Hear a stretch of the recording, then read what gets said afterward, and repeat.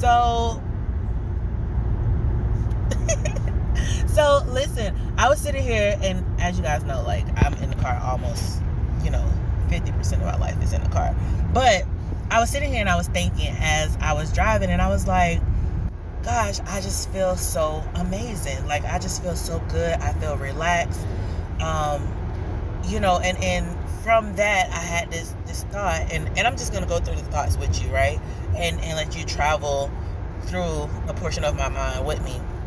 But I was like, oh my gosh, like, things are happening that I think I've been dreaming about. And it made me think about how, like, I've always known that I wanted to teach. I've always known that I wanted to own a business, um, and be, quote unquote entrepreneur. And I went all the way back to preschool.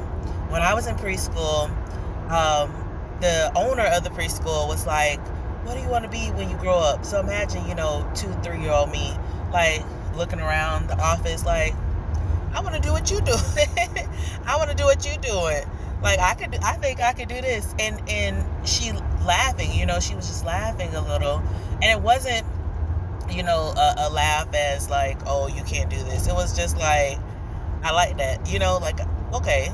And I was one of those kids, just to give you a little background. Like, I was one of those kids that during nap time, I would never go to sleep. I would always be like, oh, like, oh, I'm not sleepy. Can I just do, X, Y, and Z? And the teachers would be like, no. And I remember a specific time where the teacher was like, everyone has to lay down. You don't have to go to sleep, but you do have to lay down. And I would just lay down, and I can remember, different times where I would just be looking at the kids who would be sleeping, and I'd be like, dang, I wish I could fall asleep, or dang, I wish I could get up and do something because this is boring. And like I said, one of those times, the owner of the daycare, she came in to do something, so she just pulled me into her office. And I think she did it. I remember going in her office twice. So it may have happened multiple times, but for certain, I know twice. Um, and we were just having a conversation, and she asked me that, and that stuck with me. And then it was one of those memories that, kind of just, as you go through life, it disappears. But I can think back that even in elementary, like, I remember being in second and in third grade, you know, going into the back teacher areas of and their planning areas, and cutting out words, and going to the library, and running errands for teachers. And this was in second and third grade, so I'm assuming, right, 7 and 8 years old. Someone else would have to correct me. I would have to look it up to make sure. But I would go and I would make copies, and I would, cut out the words that go on the boards and change the boards out, every so often. And even when I got into middle school, being the one who did the attendance for the teacher, and took, the attendance to the office, and, just doing little things, or helping the teacher grade papers. I loved doing that when I was younger. Um, and I just remember all these things, or having the book, like, they used to have the record books, and looking for the person's name and putting the numbers in there. So, side note, as I'm going through this, I'm like, you've been doing this a long time, girl. So, that was just me thinking about these things. And then, of course, in high school, my by the time I made it to my 11th grade year, I really didn't have any classes to take. So I was just in school to be in school, because we legally had to go to school. Um, in 12th grade, my 12th grade year, I went to school primarily. Well, let me go back to 11th grade. My 11th grade year, I would go to school. We did like a business, like a school business. And most of my time was in my sewing class. And I would create, you know, different cloths and stuff, where, we would do embroidery. And the basketball team or football teams, first I just did it because I was like, oh, I want to practice this. Oh, I want to make this for myself, put my initials on some towels. And then, because I was like a tomboy, I would put the little it's not a washcloth, it's in a hand towel, I guess. I would have that in my pocket with my initials, and people would be like, "Ooh, I like that." And then I started working on doing the basketball and football, and I think we did baseball, if I'm not mistaken, one of the other sports. But I remember having certain friends who was like, "I want that with this on it," and so I would make that for them and be like, "Hey, we're opening up a store, and the sewing class, so you just gotta pay this much to get it done. It's not a lot. It was like less than $5." And so that became a thing where the whole team wanted it. And of course, you know me, look, just being honest, I just wanted to do it for fun. I just wanted to, you know, meddle around in it and learn how to do stuff. But then, of course, once the basketball team had theirs, the football team wanted one, and then the baseball, and I was just like, okay, I'm done with this. I don't want to do no more, because nobody else was helping me in completing this. And you got to think about, a sports team has so many people. So, of course, I was that person who just dibbled and dabbled in a lot of things. And then moving into 12th grade, like I said, I didn't have any classes to take. I was done. And, that's a whole nother story for a whole nother day. But what I did was, I would come to school for first period. I would work in the office, because that was something I always did anyway. Like, even in middle school, I was always in somebody's office, like helping out, even in elementary, helping out, filing papers, doing different things like that. So, went into the office. I would work for first period. After first period, I had work release. So I would leave school to go to work. And, through all of those things, I think it was just foundational things to help me, I guess, walk into and establish who I was meant to be, right? Because, like I said, when I was in high school, I used to volunteer, and I worked at the church that I attended. It was doing my community service. I helped them create curriculum for their school program. I worked in the office. They were very impressed with my administrative task and being able to complete a lot of duties. They're just like, you pick up things quickly, X, Y, Z. And I was like, I've been doing this for a long time. Yes, I'm just, 15 years old, but I've been doing this my whole life. And I think that's what I started to think about today, is that a lot of the stuff that I'm doing today, I've been doing since I was young. And of course, we go through different things, and let me pause there, right? Because in my mind, like, this is one of the things I was thinking about, is, as much as I don't even want to say that, everything that I've done prepared me for the moment that I'm in now, and prepared me for what's to come. So no matter how I look at it, I'm already ready for what is going to be great in my life at a later date. Or, and when I say later date, it could be tomorrow, it could be a year from now, it could be a month from now. Who knows the timing when things are going to happen? That's not my business. But for me, it is all about remaining in this space of being in preparation, right? And being prepared and ready to take on what is to come. And I think, a piece of my message is that so often we have experiences that we're going through, and we, say for instance, doing a job. So let's talk about being an entrepreneur a little. I remember working when I was a baby, right? My grandfather owned a store. I remember working in the store. And then, of course, at some point he closed it. And in middle school, in 6th grade, I remember asking my mom for like $30 and going to Sam's and buying candy and saying, hey, can I get these $30 for this box of candy?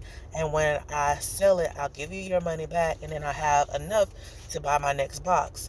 And, my mom actually, saying, okay, I'll give you the $20, $30 for you to get this. And of course, I took the money, bought my box, went to school, sold out. I went to give her the money back, and she was like, not this time, but your next box, you'll give me my money back. Go buy, get what you need. And I remember buying, elevated, because I was like, I got the regular candy, but everybody likes sour candy, so I got to get the sour candy too, because then I know I'll be able to sell X, Y, and Z, and strategically planning out, the cost to make sure I covered the box, because of course I had to give her money back, and then making sure that I had enough to reinvest and buy more products. And I remember being I remember teachers being in competition with me, because they used to sell like the not it's not like a hot sausage, but the jerky sausages. And I'll be like, well, I'm not gonna sell that, because that's their lane. Like, we can all make money. Look, we can all get this money. Um, and I remember doing that, and then the teachers watching me, and then trying to buy candy, and I'm like, did they just step in? Look, did they just step into my lane? But you know, I remember doing that, and then I remember at one point in time, I think I tried to sell chocolate, and I realized that wasn't it, because chocolate melts. That's when I went into selling the sour candy. But being strategic enough to know how to pivot and to understand that there's space for everybody. And I feel as though those moments were moments to kind of teach me about business, in a sense. And even if that did not, it lasted for that year. And I think I came back around and sold candy again at some point in high school. But I also, by high school, I would sell snacks and have people like pre-order stuff, like, oh, you want chips? Okay, boom, boom, boom. This is the period that you'll get it. Whatever else. Honey, I've been a hustler for a long time, but but just doing these things, right, and pivoting. And I sold CDs, and and all these other things when I was younger, and it lasted until people started saying, well, it's illegal to do this, you can't do that, you can't do this, and I would stop. And I remember selling Mary Kay, or at the time it was Mark, because it was for people under 17. And after I got older, selling Mary Kay, but being able to pivot. And I think I'm telling you this story because I know there's someone that's out there who has dreams, who's like, I know I want to accomplish, these goals, or I want to do X, Y, and Z. But you have people who are in your space who are telling you, no, you can't accomplish that, or no, you can't do that, or that's not a good look for you. You have people who are telling you what you need to do, but you are feeling in all your essence, you're feeling a certain way about what you should be doing. And ultimately, my thing is do exactly what you deem necessary for yourself. Do exactly what you want to do. And even if you stop and you pivot and it fails, and whatever else, try again, do something else. Because if the desire is there for you, then it's meant for you to do it. And everyone else is going to tell you their perspective on what you should and shouldn't do. But 9 times out of 10, they're not even living their best version of their life. They're not even trying to accomplish the goals that they initially had at some point in life. So don't allow someone else who's not living in their authentic self to tell you what to and not to do. For me, I decided to take a step back and to step out of my alignment. But I am glad that I did it, because it gave me experiences to talk about. It gave me opportunities to create and excel. And now when I speak, I can tell people, okay, I've done that too. So you can move forward, right? You can move out of whatever it is that you see or you think is negative. But always move back into, or try to realign yourself with what you know to be true for you, right? So now, after all this time, one, I am an author, and I'm writing more books, because guess what? I've always wanted to write. And I went to college, and even though I started out trying to go into business, I had to pivot. And I took up English, and I took up religion, and those are two things that fuel me. And I'm glad because now I teach, and I teach English. I teach language arts, I teach reading. And guess what? That fuels me, and it adds to my story of who I am. And as I start to teach other people about themselves and their mindset and about creating the life that they desire, because I'm creating my own life. I'm learning how I am the most important character in my story, and I'm learning, and I'm not only learning, but showing others about character development. These are things that we learn in school, right? In English, I teach this character development, but I also apply it to my everyday life, and I develop myself as a person. I continue to grow, and my goal is to expand and excel into, so many different levels.